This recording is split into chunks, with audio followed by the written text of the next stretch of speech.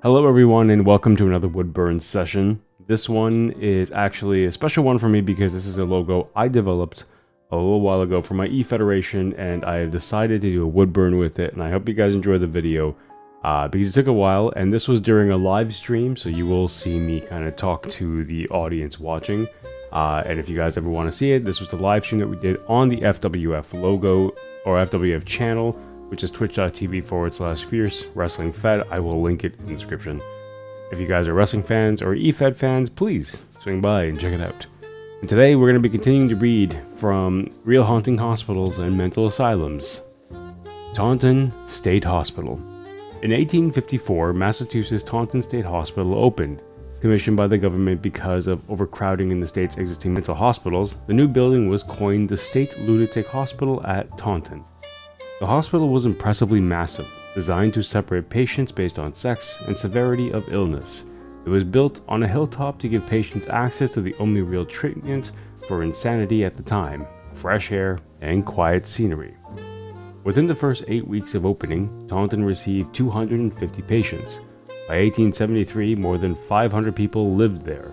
The demand for places to house the insane grew greater, and soon Taunton was expanded to include group homes, crisis centers, sick wards, and juvenile housing.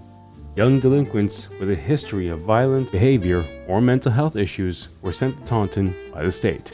Often, patients who were committed and subject to treatment were not actually mentally ill. Taunton, in particular, became known by historians as a place to lock up troublesome immigrants, especially the Irish. Most who came to Taunton never left. Soon, it resembled a self-contained city. As such a large and well-equipped facility, Taunton was home to many high-profile patients. Probably the sickest among them was Jane Toppin, nicknamed Jolly Jane. A former nurse, Jolly Jane was also a confessed serial killer. One of her favorite pastimes was administering lethal doses of drugs to her helpless patients, and lying next to them while they slowly drifted into death. 31 people lost their lives at Jolly Jane's hand, at least that she admitted to. When put on trial, she managed to convince the jury that she was insane, sending her to Taunton for the rest of her life. She was once said to have admitted that her life desire was to kill more people, specifically helpless people, than any man or woman to have ever lived. On the surface, the lunatic hospital deranged patients might seem like the most frightening thing about the place, but the nocturnal activities of the staff are what really gave Taunton its horrific reputation. Standard practices of many mental hospitals of the time was to try experimental treatments, including water and shock therapy. Water therapy involved placing patients in scalding and freezing baths of water to see what effects it had on the body. How this was supposed to improve the sanity of patients, no one really knows. While you can't blame doctors for using what they thought were the best practices of the day, heavy and persistent rumors circulated about the extracurricular activities of workers at Taunton. Some say that hospital workers would take the most incapacitated patients down to the basement to perform cult rituals that involved torture and even sacrifices to Satan. For some doctors, Taunton may have been an opportunity to perform experiments that wouldn't have been possible elsewhere. Rumors fly that patients' limbs were removed and reattached to other patients to see how well the body reacted. Usually, these experiments resulted in death. It all may sound a little far-fetched, but the mysterious satanic symbols found throughout the basement of the hospital can't be explained any other way. Even more convincing is the legacy the basement has held ever since these dark days.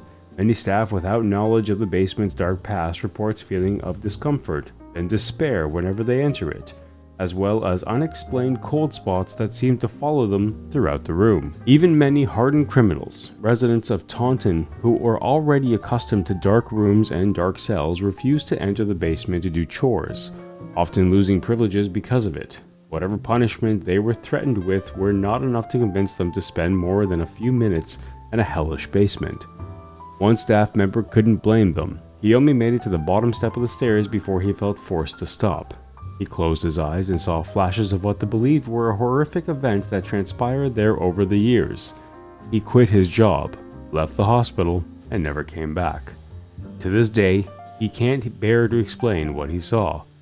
Almost as well known as the infamous basement at Taunton are the surrounding woods.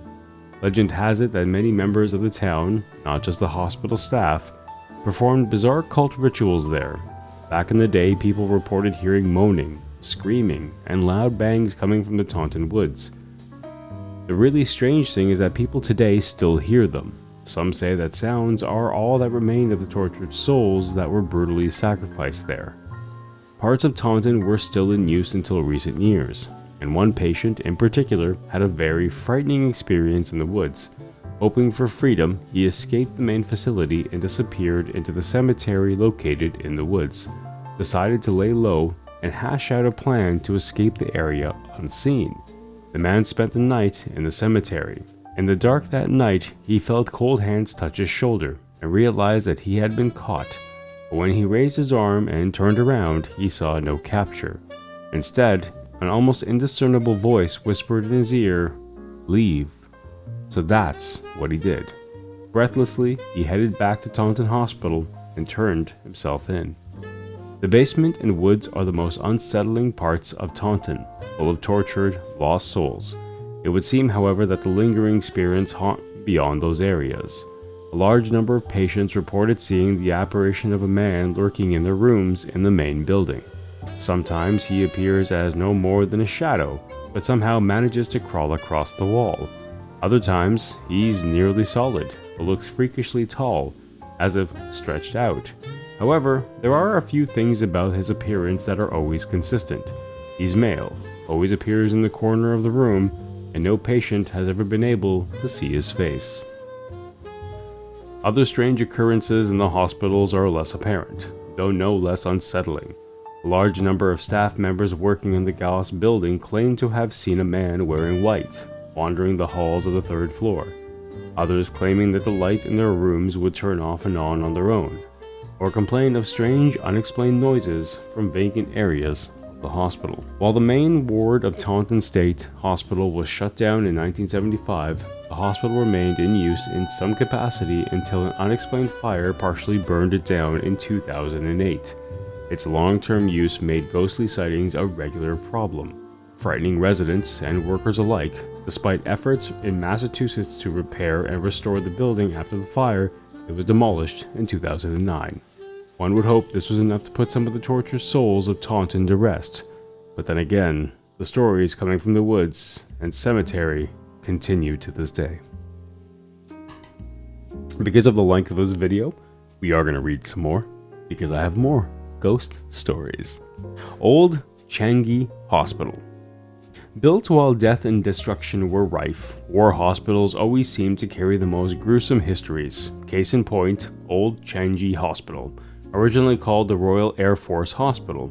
Old Changi was built by the British in 1935 to care for colonels and local troops in Singapore. That might have been it for the tale of the Old Changi, but the conflict comes war, and with war comes conquest. In 1942, the Japanese attacked Singapore, taking control of the country and hospital. Suddenly, that was once a place to care for the British soldiers and their allies, became a prison camp where many met their death. Old Changi became a respiratory to store the British, Australian, Indian, and Malaysian soldiers, as well as any troublesome Singaporeans and anti-Japanese sentiments. The hospital turned prison camp was run by the Kempiataya, the Japanese secret police, known worldwide for their brutal tactics. Prisoners of war were regularly submitted to torture and the cruelest of most unusual varieties. One Australian soldier recounted his interrogation. The interviewer produced a small piece of wood like a meat skewer, pushing that into my left ear, and tapped it with a small hammer. I think I fainted sometime after it went through the drum. I remember the last excruciating sort of pain, and I must have gone out for some time because I was revived by it with a bucket of water. Eventually, it healed, but of course I couldn't hear with it. I have never been able to hear since. The Japanese used scare tactics on those they allowed to live. They placed iron stakes outside of the YMCA and Cathay buildings of Old Changi. Then they displayed the severed heads and executed prisoners on the stakes for all to see. Thousands of people died at the hospital before the Japanese lost and the war ended. As the hospital changed hands back to the British, many of the Japanese soldiers were executed there in turn. Old Changi, which was supposed to be a place of healing, witnessed a lot of death on both sides. In 1975, the British withdrew from Singapore, and the hospital truly returned to its original purpose, serving the sick and wounded from Singapore's army as well as the general public. Old Changi was finally abandoned in the 1990s as newer facilities were built. While Old Changi's violent history is well documented, the public has also come forward with stories of abnormal and unexplainable occurrences at the abandoned hospital. By the thousands. It is considered the most haunted place in Singapore, and the locals confirm it by fervently warning visitors to stay away from the area at night. Those brave, or foolish, enough to visit commonly claim to see apparitions or shadows of people, hear disembodied screams, witness strange, erratic lights, and scented phantom scents. Some claim to see a small boy throughout the hospital, always found sitting and staring into nothingness. The boy looks sad, and those who see him feel a strong sense of emotion even after leaving the building. The most horrific stories comes from the numerous people who reported stumbling across a gory bloodbath, the mass execution of Japanese soldiers. As the stories of strange sights and sounds at Old Changi continues to pour in, the hospital has become a regular attraction for teenagers and thrill seekers. Singaporean native Andreas Chan was once such a teenager. She visited Old Changi with her friends quite a few times when she was young. Most of their visits consisted of the usual thrills, dank, dark rooms, and strange smells that piqued their curiosity more than their fears. What happened on one visit had them leaving the hospital with chills down their spines. 2 of the 4 girls were exploring the second floor when they heard a loud bang on the ceiling on the first floor. They ran over to the source of the sound and stomped their feet on the floor, thinking their friends had been banging on the ceiling to scare them. They heard another loud bang in return. After, they ran downstairs to confront their friends and found the first floor empty. What's more, the ceiling was so high it would have been impossible for anyone to bang on it without a ladder. Chan and their friend later found their other friends on the second floor. They had been exploring another room and had no idea what sound the other girls were talking about. Events took a turn for the scarier when one of the girls mentioned hearing a voice complaining that they were making too much noise, even though there was no one else in the building but the 4 of them. The voice had offered the warning of Ikoyan, a main Chinese dialect spoken in Singapore when the hospital first opened. Andreas Chan's account is just one of the thousands of strange and unusual happenings at Old Changi. The notion that the hospital was haunted became so popular that a crew produced a mockumentary film on the premises called Haunted Changi. The film was released in 2010, and while it was meant to be a bit humorous, the real ghosts of Changi weren't laughing. The crew was in for some real paranormal activity when they hadn't bargained for. Many complained of hearing loud bangs from empty parts of the hospital, disembodied voices, and groping of unseen hands. Several reported seeing the apparition of a woman with what appeared to be a black aura. The most iconic and disturbing part about it was that they also managed to catch a shadow person on video while filming the movie.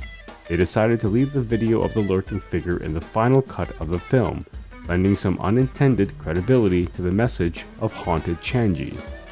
After garnering so much spooky and unexpected interest, many attempts have been made to plan a reconstruction of the dead and decaying hospital. All have fallen through for one reason or another, and the historic building lies vacant to this day.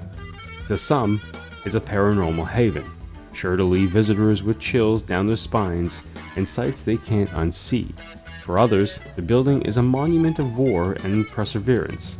No matter which camp you're in, Old Changi, and maybe its ghost, is a testament to the particularly gruesome and unforgiving time in human history. With us still having some time in the video, I say we read another ghost story. Beechworth Lunatic Asylum.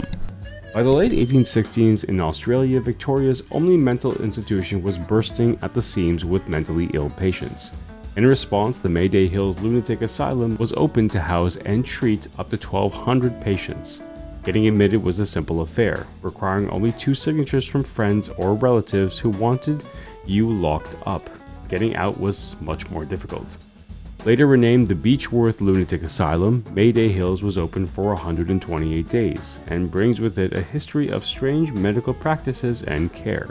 The first superintendent himself may have been a bit off. He believed that the moon caused insanity and refused to go outside at nighttime without an umbrella.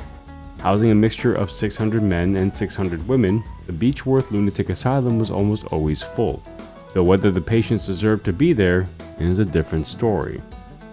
Many of the patients were not actually clinically insane. In order to leave the hospital, a patient would need 8 signatures certifying that they were fit for the outside world.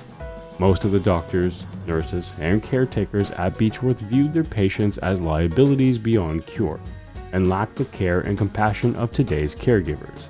As a result, many completely sane people spent their lives locked in Beechworth's expansive wards. While freedom might have been a futile endeavor, access to the latest treatments for insanity were in abundance. Beechworth was equipped with the latest tools for handling and treating the insane. Doctors had access to the fully equipped labs for operations, autopsies, and any other experience they might like to try.